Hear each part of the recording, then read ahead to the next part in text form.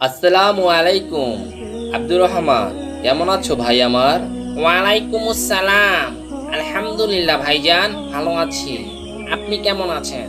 আলহামদুলিল্লাহ। তো বলো আমাকে, আজকে আমি কি নিয়ে আলোচনা করব? ভাইজান, চলমান একটি সমস্যা আছে, এই সমস্যাটা নিয়ে আজকে একটু আলোচনা করুন। হ্যাঁ বলো, কি সমস্যা? ভাইজান, আমি বেশ কিছুদিন যাবত দেখছি বাংলাদেশে একটি দল দুই ভাগে বিভক্ত হয়ে গেছে, আর তাদের জন্য সমাজে ফিতনা সৃষ্টি হচ্ছে। এই ব্যাপারে আপনি কিছু বলুন। আসলে তুমি কোন দলের কথা বলছো সেটাই তো আমি বুঝতে পারছি না। যদি আমাকে একটু ক্লিয়ার করে দিতে তাহলে আমার সহজ হতো বুঝতে। আসলে ভাই, ওই যে তাবলিগ আছে না, সেই তাবলিগটা দুই ভাগে বিভক্ত। একটা হচ্ছে সাদ গ্রুপ আর একটা হচ্ছে জুবায়ের গ্রুপ। এখন কোনটা সঠিক কোনটা ব্যাঠিক সেটাই তো বুঝতে পারছি না। ও আচ্ছা, এই কথা। ঠিক আছে, আসলে তাবলিগদের সম্পর্কে আমার তেমন একটা আইডিয়া নেই, তবে আমি তোমার মতো বর্তমান যে চলমান সমস্যা, এই সমস্যাটা নিয়ে চিন্তিত। আর এই ব্যাপারটা নিয়ে আমি নিজে থেকে কিছু অনুসন্ধান করেছি, আর এই অনুসন্ধান থেকে তোমাকে কিছু বলছি। ঠিক আছে ভাই, বলুন। শোনো, বাংলাদেশে যে তাবলিগটা রয়েছে, সেই তাবলিগের ইসলাম প্রচারের যে পদ্ধতি, সেই পদ্ধতিটা আমাদের আল্লাহ রাসূলের দেওয়া পদ্ধতি নয়। তারা নিজেরা একটা পদ্ধতি তৈরি করে নিয়েছে। যদি তুমি এই তাবলিগের পদ্ধতির ইতিহাস জানতে চাও, তাহলে তুমি এর উৎপত্তি স্থল সম্পর্কে জানো। এই তাবলিগ কখন উৎপত্তি হলো, কোথা থেকে উৎপত্তি হলো? 200 বছর আগে এই তাবলিগের অস্তিত্ব বলে কোনো অস্তিত্ব ছিল বলে আমার মনে হয় না। কিন্তু বাংলাদেশের ওলামায়ে কেরাম, ভারতের ওলামায়ে কেরাম, পাকিস্তানের ওলামায়ে কেরাম, এরা ইসলাম প্রচারের জন্য এই তাবলিগ পদ্ধতি চালু করেছে। যাক, আল্লাহর রাস্তায় সময় দেওয়ার জন্য যদি তারা এই পদ্ধতি চালু করে থাকে, তাতে আমার কোনো দ্বিমত নেই। কিন্তু এখন আমার একটা দ্বিমত পোষণ হয়েছে। এই তাবলিগের ভিতরে যদি ওলামায়ে কেরামের জন্ম হয় এবং বিভিন্ন ওলামায়ে কেরাম এই তাবলিগ সম্পর্কে আলোচনা করে থাকে, তাহলে তারা কি কোরআনের সূরা আনামের 159 নম্বর আয়াতটা পড়েনি? ভাইজান, সূরা আনামের 159 নম্বর আয়াতে কি বলেছেন আল্লাহ সুবহানাহু ওয়া তাআলা?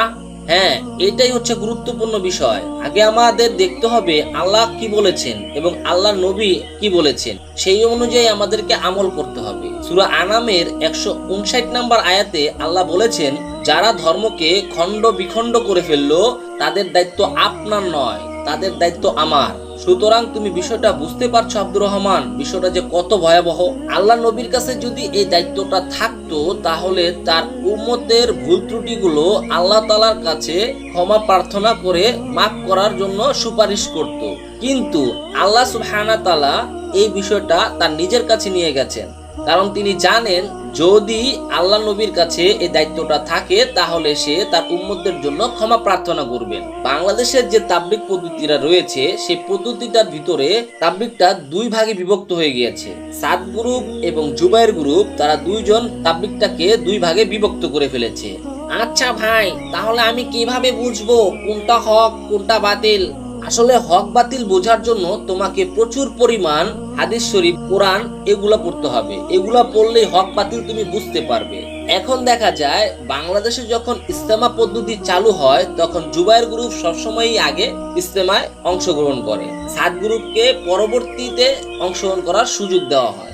এতে করে দেখা যায় কি, দুই গ্রুপের ভিতরে মনোমালিন্য সৃষ্টি হয়। আমি তোমাকে কি বলবো আব্দুর রহমান, ওই দিন আমি এক দর্জির দোকানে গেলাম পায়জামা সেলাই করতে। ঠিক তখন ওই দোকানে দুই গ্রুপের তর্ক বিতর্ক শুরু হয়ে গেল। কি একটা অবস্থা! ইসলামকে নিয়ে তারা তর্ক বিতর্ক শুরু করে দিল। তো আমি দোয়া করি যাতে খুব দ্রুত তারা একত্রিত হয়ে যায়। ঠিক বলেছেন ভাই, আমি তো এই বিষয়টা মাথায় নিতে পারিনি। এখন যা অবস্থা, বাসা থেকে বের হলেই দুই গ্রুপের প্রায় সংঘর্ষ দেখতে পাই। এতে করে তো আমাদের সমাজে ইসলামের বিরুদ্ধে মানুষ প্রশ্ন তুলবে। সেই জন্যই তো আপনার কাছে আসলাম, জানি আপনি আমাকে একটা সমাধান দিতে পারবেন। তাহলে আমি আজকে থেকে সবাইকে বলবো, তোমরা দলকে দ্বিখণ্ডিত করো না। তোমরা যদি দলকে দ্বিখণ্ডিত করো, তাহলে ভিন্ন ধর্মের মানুষগুলো আমাদেরকে নিয়ে হাসাহাসি করবে, বলবে দেখো ওরা নিজেরাই তো মারামারি শুরু করে দিয়েছে। এই তো আমার ভাই, তুমি যথেষ্ট কথা বলেছো। এইভাবেই তুমি সবাইকে বুঝ দিবে। ঠিক বলেছেন ভাই।